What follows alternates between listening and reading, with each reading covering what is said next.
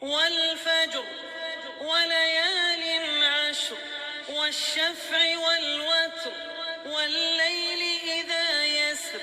هل في ذلك قسم لذي حجر ألم تر كيف فعل ربك بعاد إرم ذات العماد التي لم يخلق مثلها في البلاد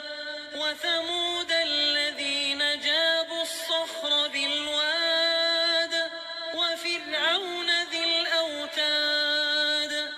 الذين طغوا في البلاد فأكثروا فيها الفساد فصب عليهم ربك سوط عذاب إن ربك لبالمرصاد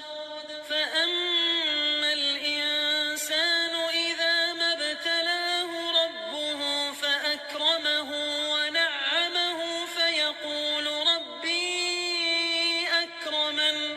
وأما إذا ما ابتلاه فقدر عليه رزقه فيقول ربي أهانن كلا بل لا تكرمون اليتيم ولا تحاضون على طعام المسكين وتأكلون التراث أكلا لما وتحبون المال حبا جما كلا إذا دكت الأرض دكا دكا وجاء ربك والملك صفا صفا وجيء يومئذ بجهنم يومئذ